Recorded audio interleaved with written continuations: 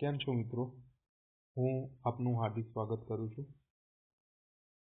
નજીકના સમયમાં CC PSI કોન્સ્ટેબલની જે એક્ઝામ આવી રહી છે એના માટે આપણે એક સિરીઝ ચાલુ કરી છે, જેમાં આપણે MCQ most IMP MCQ solve કરાવીએ છીએ, જેનો એક પાર્ટ પૂરો થઈ ગયો છે અને આ પાર્ટ 2 છે. જો પાર્ટ 1 તમે જોયું ન હોય તો સૌથી પહેલા તમે જોઈ શકો છો. હવે આ વિડીયોની અંદર આપણે ભારતની ભૂગોળ, ઇતિહાસ અને વર્તમાન પ્રવાહના રિલેટેડ જે આઈએમપી પ્રશ્નો છે આપણે જોઈશું. બરોબર, તો ચાલો વધારે વિલંબ નથી કરવું ને ચાલુ કરીએ. સૌથી પહેલો પ્રશ્ન છે, ભારતના બંદરો રિલેટેડ છે. તો ભારતના બંદરો અને રાજ્યની જોડીઓ પૈકી કઈ જોડી યોગ્ય છે? ભારતના બંદરો આપ્યા છે અને એના રાજ્યો આપ્યા છે, તો આમાંથી કઈ જોડી યોગ્ય છે એમ કીધું છે. બરોબર, તો સૌથી પહેલા છે કોચી કેરળ, એન્નોર આંધ્રપ્રદેશ, મેંગલોર કર્ણાટક કે તુતીકોરીન પશ્ચિમ બંગાળ. ઓપ્શન આપ્યા છે 1 અને 3, 1 અને 2, 1 અને 4 અને 1, 2, 3, 4. તો કઈ જોડી યોગ્ય છે એ પૂછ્યું છે. તો ચલો જવાબ શું આવશે મિત્રો? આપણે આગળ એક સોલ્યુશન જોઈ લઈએ. તો એનો સાચો જવાબ છે મિત્રો એ એનો સાચો જવાબ છે. એનો મતલબ છે 1 અને 3 આ સાચા છે. મતલબ કોચી એ કેરળમાં આવેલું છે, જે ભારતનું બંદર જે છે કોચી એ કેરળમાં છે અને મેંગલોર એ કર્ણાટકમાં છે. આના સિવાય આંધ્રપ્રદેશમાં એન્નોર નથી આવેલું અને તુતીકોરીન પશ્ચિમ બંગાળમાં નથી આવેલું. તો ક્યાં આવેલું છે એ આપણે જોઈ લઈશું. જો સોલ્યુશન જોઈએ આપણે, તો કે કોચી એ કેરળમાં આવેલું છે અને મેંગલોર એ કર્ણાટકમાં આવેલું છે. આ બંને પ્રશ્નો તો સાચા છે. બરોબર, પરંતુ જે એન્નોર છે એ એન્નોર આંધ્રપ્રદેશમાં નથી, પરંતુ ક્યાં છે? તો કે તમિલનાડુમાં છે. તમિલનાડુમાં એન્નોર આવેલું છે. બરોબર, અને તુતીકોરીન ક્યાં આવેલું છે? તુતીકોરીન પણ તમિલનાડુની અંદર આવેલું છે, તે પશ્ચિમ બંગાળમાં નથી. એટલે તુતીકોરીનમાં તમને પશ્ચિમ બંગાળમાં જોવા મળશે. ઓકે, ચલો આગળનો પ્રશ્ન જોઈએ.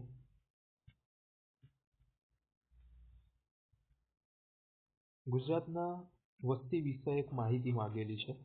નીચેના વાક્યો ચકાસો. નીચે 3 વાક્યો આપેલા છે, એ વાક્યોને ચકાસવાના છે અને એમાંથી કયું વાક્ય સાચું છે એમ પૂછ્યું છે. બરોબર, તો ગુજરાતમાં મહિલાઓનો સાક્ષરતા દર 69.68% છે અને પુરુષોનો સાક્ષરતા દર 85.75% છે. બીજો વાક્ય છે, ગુજરાતમાં લગભગ 42.6% લોકો શહેરી વિસ્તારમાં રહે છે. ત્રીજું વાક્ય છે, ગુજરાતમાં સૌથી ઊંચો સાક્ષરતા દર અને સૌથી ઊંચો સેક્સ રેશિયો સુરતમાં છે. તો આમાંથી કયા કયા વાક્યો સાચા છે એમ પૂછ્યું છે. તો એનું સોલ્યુશન જોઈએ મિત્રો. તો એનું સોલ્યુશન છે ઉપરના બધા જ વાક્યો સાચા છે. મતલબ 3 જે વાક્યો છે એ સાચા છે. વાક્ય 1માં હતું પુરુષ સાક્ષરતા. ગુજરાતની જે પુરુષ સાક્ષરતા છે એ 85.75% છે. બરોબર, આ 2011માં જે વસ્તી ગણતરી કરવામાં આવી એના આધારે આંકડા લીધેલા છે. પુરુષ સાક્ષરતા દર 85.75% છે, એ સાચું છે. એક્ઝામમાં પૂછાય તેવું છે, યાદ રાખજો. અને સ્ત્રી સાક્ષરતા છે 69.68%. બરોબર, આ સિવાય ગુજરાતની શહેરી વસ્તી 42.60% છે, જે ભારતના અન્ય રાજ્યોની સરખામણીએ સૌથી વધુ છે.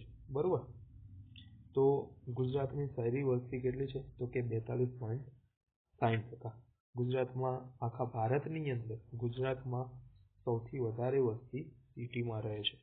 ઓકે, ચલો ત્રીજું વાક્ય છે સુરત જિલ્લા વિશે છે કે સુરત સૌથી વધુ સાક્ષરતા દર ધરાવે છે અને સ્થળાંતરને કારણે એમાં સેક્સ રેશિયો સૌથી ઓછો છે, લિંગ પ્રમાણ સૌથી ઓછું છે.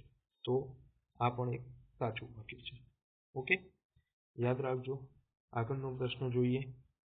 ગણતંત્ર દિવસની ગણતરી છે કે 26 જાન્યુઆરી 2022ના રોજ ભારત દેશને તેનો કેટલામો ગણતંત્ર દિવસ ઉજવી રહેલ છે. હવે અહીંયા આપણે 22 ધ્યાને નથી લેવાના, પરંતુ હમણાં 2026માં જે 26 જાન્યુઆરીના દિવસે ગણતંત્ર દિવસ મનાવી ગયો એ ગણતંત્ર દિવસ કયા નંબરનો હતો? તો મિત્રો એનો સાચો જવાબ છે 77. બરોબર, 77મો ગણતંત્ર દિવસ હતો 2026માં 26 જાન્યુઆરીએ. ઓકે, ચાલો આગળ જોઈએ. આગળનો પ્રશ્ન છે ગુજરાતના જિલ્લાઓ અને તેમના મુખ્ય મથકોની જોડીઓ પૈકી કઈ જોડી યોગ્ય નથી? સાચી નથી એમ પૂછ્યું છે મિત્રો. બરોબર, મતલબ ખોટી છે.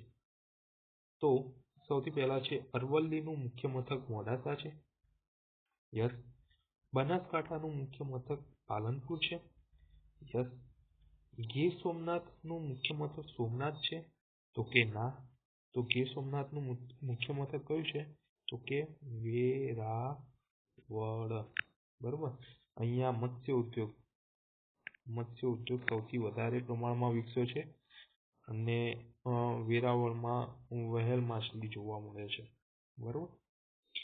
આ સિવાય ખેડાનું મુખ્ય મથક છે નડિયાદ. ઓકે, યાદ રહેશે. તો અહીંયા સાચો જવાબ આવશે સી. ગીર સોમનાથનું મુખ્ય મથક સોમનાથ નથી, પરંતુ વેરાવળ છે. ચાલો આગળ જોઈએ, આનું સોલ્યુશન જોઈએ. જો સોમનાથ નહીં આવે મિત્રો, અહીંયા આવશે વેરાવળ. ઓકે, તો ગીર સોમનાથ જિલ્લાનું મુખ્ય મથક સોમનાથ નથી, પરંતુ વેરાવળ છે. અરવલ્લીનું મોડાસા છે, બનાસકાંઠામાં પાલનપુર અને ખેડાનું નડિયાદ.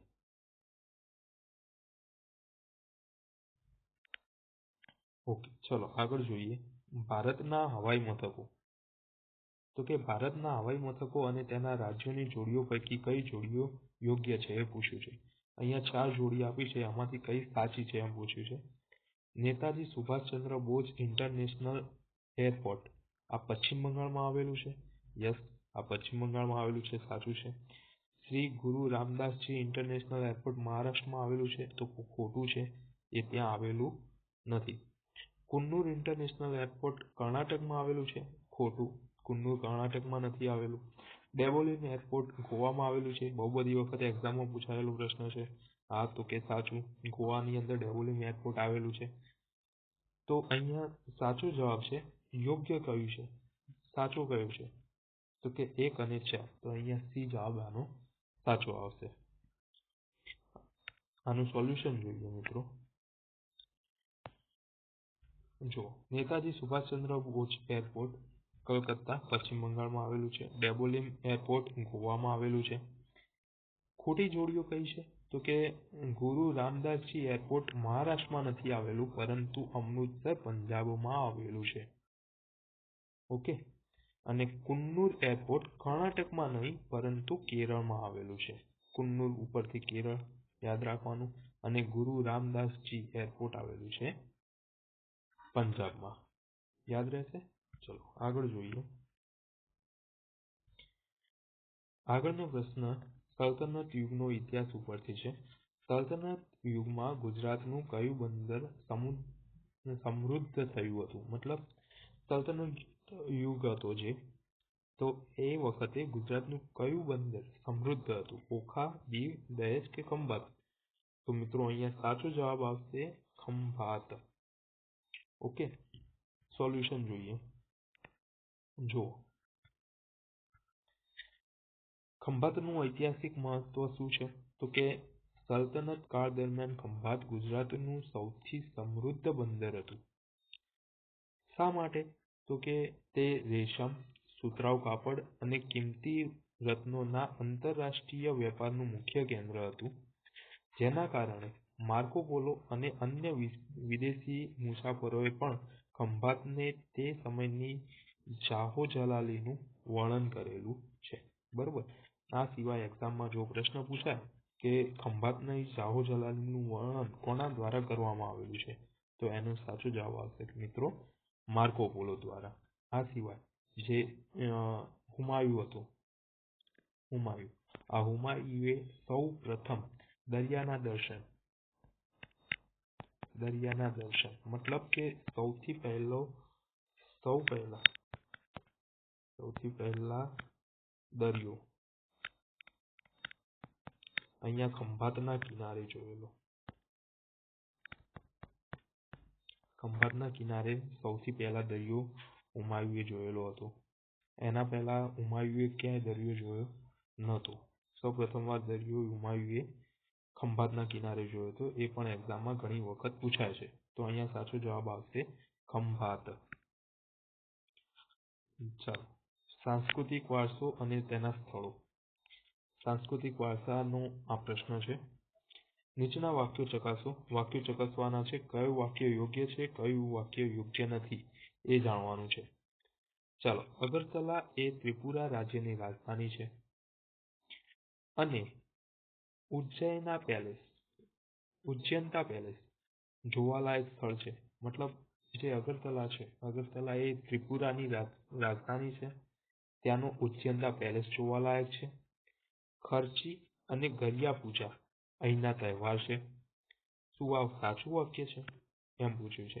અને એક બીજું વાક્ય છે, ચંદીગઢ એ ભારતનું સૌ પ્રથમ સુઆયોજિત શહેર છે અને સુખના તળાવ અને રોક ગાર્ડન એ ખાસ જોવાના સ્થળો છે.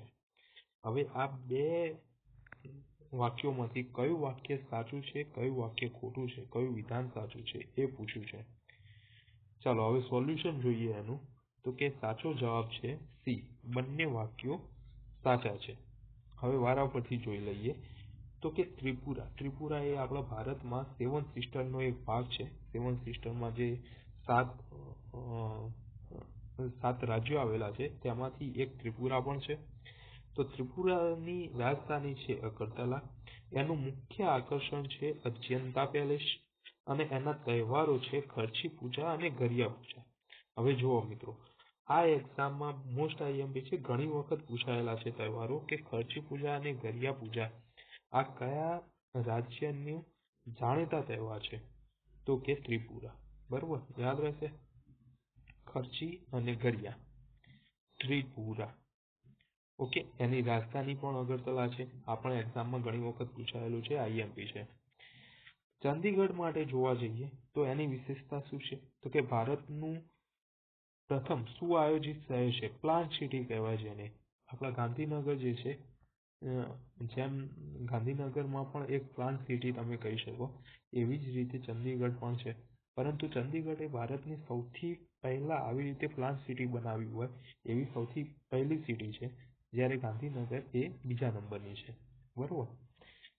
આકર્ષણ શું છે. તો કે સુખના લેક અને રોક ગાર્ડન. એક્ઝામમાં પૂછાય કે સુખના લેક ક્યાં આવેલો છે. તો કે ચંદીગઢમાં આવેલું છે. ઓકે, યાદ રહેશે. ચલો, અહીંયા આપણે થોડા પ્રશ્નો સોલ્વ ટ્રાય કર્યો અને થોડી વિસ્તૃત માહિતી પણ જાણી. આ સિવાય અહીંયા ખૂબ સારું એવું વાક્ય લખેલું છે કે માત્ર જવાબ જાણવો પૂરતો નથી, પરંતુ ખોટા વિકલ્પો શા માટે ખોટા છે અને તેનું સાચું સ્થાન ક્યાં છે તે જાણવું સ્પર્ધાત્મક પરીક્ષામાં સફળતાની ચાવી છે. મતલબ ફક્ત જે જવાબો છે જવાબો જાણવા જરૂરી નથી, પરંતુ એ ખોટા જવાબ છે એ ખોટા જવાબની જગ્યાએ કયો સાચો જવાબ આવે છે એ પણ જાણવું જોઈએ. ક્યાંક એક્ઝામમાં એમાંથી પણ પૂછાઈ જાય. બરોબર. તમે જે પ્રશ્ન સોલ્વ કરો છો તો એ પ્રશ્નના જે 4 MCQ છે તો એ MCQ પણ સાથે સાથે સોલ્વ કરતા જાઓ.